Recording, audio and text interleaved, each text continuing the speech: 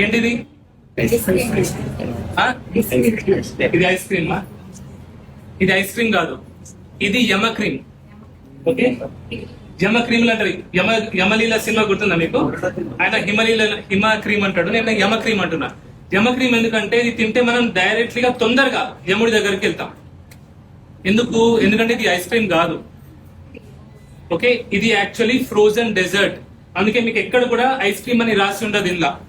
Okay, ఇది ice cream కాదు, this is frozen dessert. ఇందులో ఏమేమి ఉంటది మీరు ఒకసారి ఇంగ్రీడియంట్స్ చూస్తే, నీళ్ళు ఉంటాయి, లిక్విడ్ గ్లూకోజ్ ఉంటది, షుగర్ ఉంటది, పామ్ ఆయిల్ ఉంటది. Palm oil, okay. నూనె తెలుసు కదా మీకు? నూనె మనం తింటామా? నూనె తాగుతామా? ఇది మీరు తింటే మీరు నూనె తిన్నట్టే, అర్థమైందా బాపు? సో ఇది ఐస్ క్రీమ్ కాదు, దిస్ ఈస్ ఫ్రోజన్ డెజర్ట్. ఇది ఆరోగ్యానికి మంచిది కాదు. జనరల్లీ ఐస్ క్రీమ్ లో కూడా చక్కెర ఉంటే అది ఆరోగ్యానికి మంచిది కాదు. అలాంటిది ఇందులో పామ్ ఆయిల్ ఉంది. ఓకే, సో ఎక్కువ గనం తింటే మంచిది కాదు. ఓకే, నేనైతే నా పేషెంట్ కి తిననియను. ఓకే.